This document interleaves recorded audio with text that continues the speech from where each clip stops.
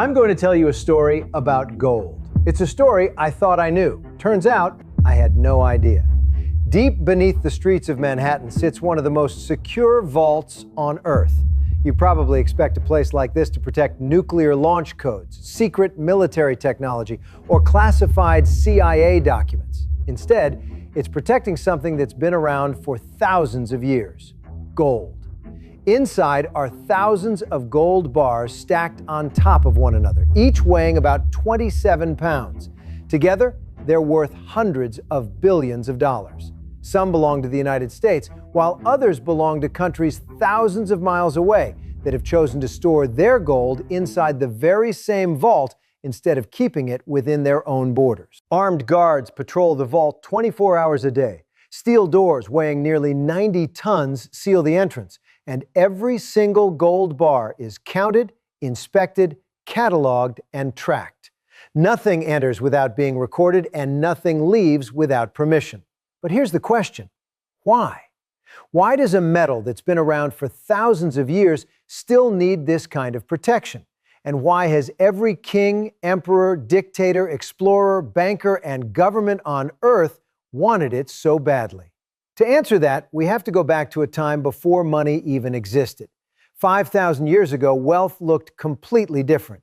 If you owned cattle or fertile farmland, you were considered rich and powerful, and people traded grain, livestock, salt, tools, and anything else that helped them survive.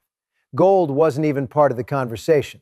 If you happened to find a strange yellow rock lying on the ground, you probably wouldn't think much of it. It couldn't feed your family, build you a home, or make a decent weapon. So by every practical measure, it was almost completely useless. Long before gold became money, it became something far more powerful. It became a symbol. The ancient Egyptians weren't searching for gold because they thought it would make them rich. They believed it connected them to something far greater than themselves. They called it the flesh of the gods, because unlike almost everything else they touched, it never seemed to change. Wood eventually rotted, iron rusted, crops failed. Even the strongest kingdoms disappeared, but gold stayed exactly the same. You could bury it beneath the desert for hundreds of years, dig it back up, wipe away the sand, and it would shine just as brightly as the day it was buried. That wasn't just impressive. To them, it was impossible. And once people believe something is touched by the gods, it doesn't stay ordinary for very long. Pharaohs began decorating temples with it. Priests covered sacred objects in it. The most powerful rulers in Egypt surrounded themselves with it, not because they needed it, but because they wanted everyone else to believe they possessed something no ordinary person could ever have. That simple idea changed everything. Because the moment the most powerful man in the country wants something, everyone else wants it too. Gold stopped being a beautiful metal and became the world's first status symbol. The more gold a ruler possessed, the more powerful he appeared. And the more powerful he appeared, the easier it became to convince neighboring kingdoms that resisting him was a bad idea. In other words, gold wasn't buying armies. It was preventing wars before they even started. Egypt quickly realized something no civilization had understood before. Gold wasn't valuable because of what it could do. It was valuable because of what people believed about it.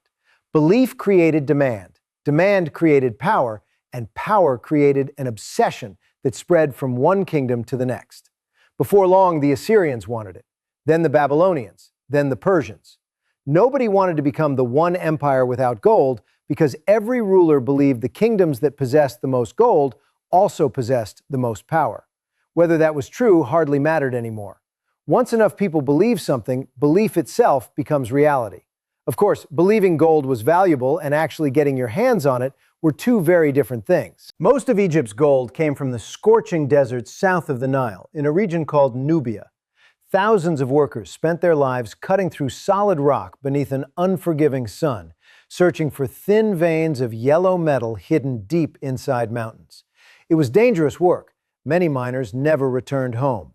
Others spent decades underground, chasing deposits that simply disappeared into stone.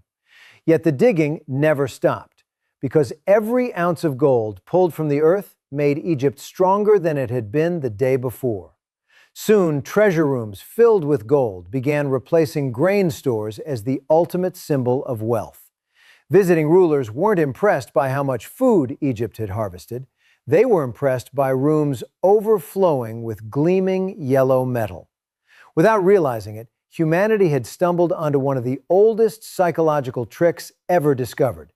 People trust what everyone else desires. The more kingdoms fought over gold, the more valuable it became. The more valuable it became, the harder they fought for it. It was a cycle that fed itself, and for hundreds of years, nobody questioned it. Then another problem appeared. Owning gold was one thing, using it was another. Imagine trying to buy a horse 3,000 years ago. You couldn't simply hand someone a gold nugget because no one knew how much it weighed or whether it was even pure. Every trade required scales. Every transaction required arguments. Every merchant had to decide whether the piece of gold in front of him was genuine or mixed with cheaper metals. Trade was slow, trust was fragile, and every deal depended on both sides believing they weren't being cheated. Then a small kingdom most people have never heard of quietly changed history forever. Around 600 BC, the kingdom of Lydia looked at this problem and came up with an idea so simple it almost sounds obvious today. Instead of weighing gold every single time someone wanted to buy something, why not stamp pieces of gold with the king's seal and guarantee their weight and purity? Suddenly, everything changed. A merchant no longer had to argue over scales. A farmer no longer had to wonder if the gold was fake. A traveler could carry wealth from one city to another without constantly proving what it was worth. It looked like someone had invented a coin. What they had really invented was portable trust. And once trust could fit in the palm of your hand, history accelerated in ways nobody could have imagined. Lydia's idea spread across the ancient world faster than anyone expected. Kingdom after kingdom began minting its own coins, each stamped with the face of a ruler and backed by the reputation of an empire. For the first time in history, a merchant could travel hundreds of miles, pull a handful of coins from his pocket, and buy goods from people he had never met. They weren't trusting the merchant. They were trusting the kingdom that stood behind the coin. No civilization understood that better than Rome. By the time Rome became the most powerful empire on earth, gold had become much more than money. It had become the engine that kept an empire alive. Every road the Romans built, every bridge they crossed, every fortress they raised, and every soldier they paid depended on one thing.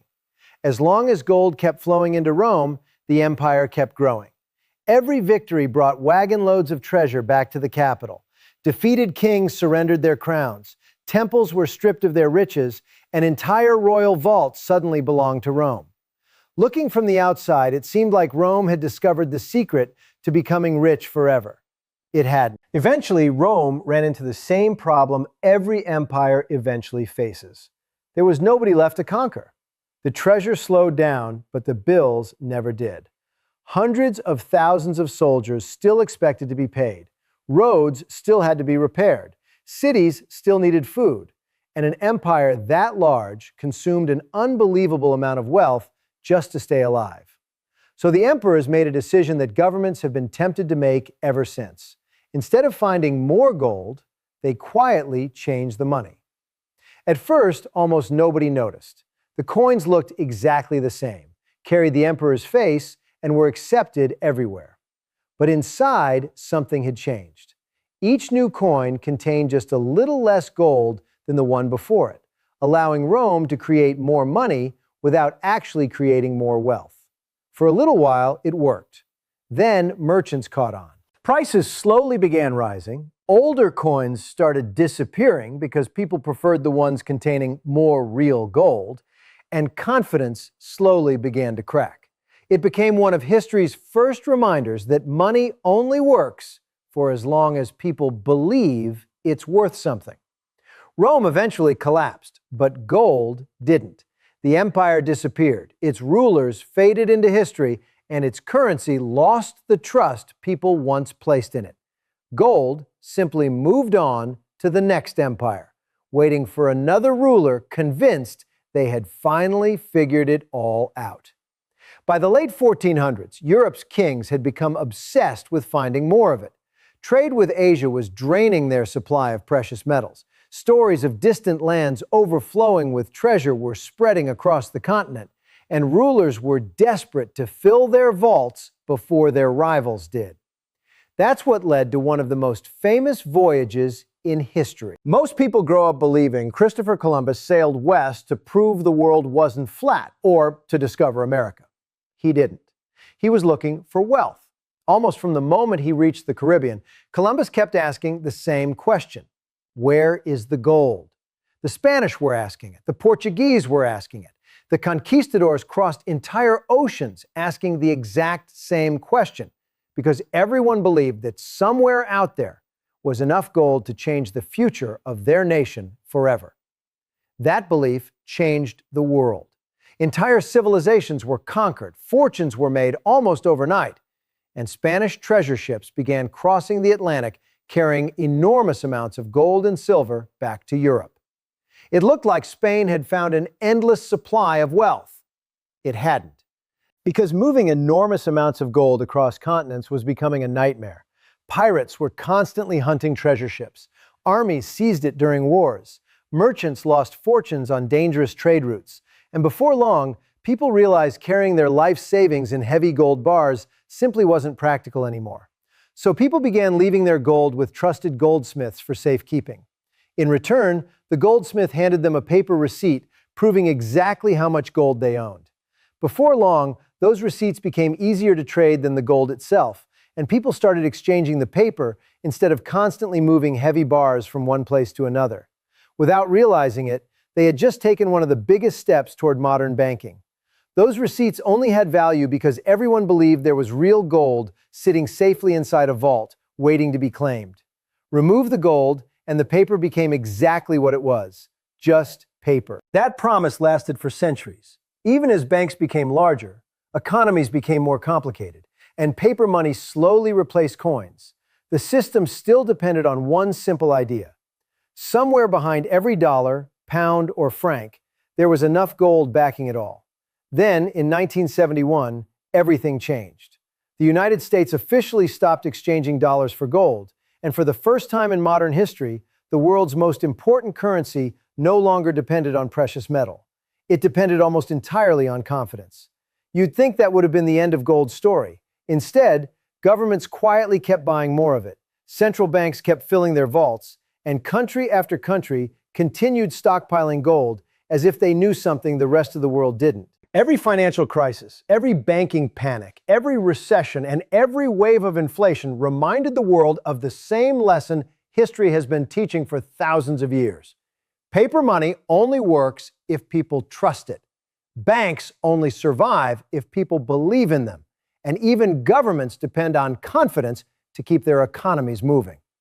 The moment that confidence starts to crack, people begin looking for something they believe will still be standing when the dust settles. For thousands of years, that something has been gold.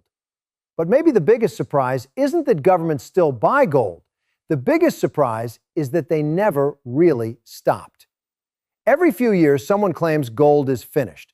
They argue that technology has replaced it, that digital banking, online investing, cryptocurrencies, and artificial intelligence have made a metal discovered thousands of years ago completely irrelevant. It sounds convincing, right up until the world gets uncomfortable. The moment inflation starts climbing, markets begin crashing, banks start failing, or another global crisis erupts, governments quietly go back to doing the one thing they've always done. They buy more gold. Every empire eventually believes its financial system is different. Egypt believed its wealth would last forever. Rome believed its currency could never fail. And Britain believed its empire would never lose its grip on global trade. Every one of them thought their wealth was built to last. It wasn't. Governments change, economies change, and currencies come and go. But do you know the one thing that has managed to hold its value through every one of those empires? You guessed it, gold. That's what makes this story so incredible. Gold has never ruled an empire, yet it has outlived every empire that ever tried to control it.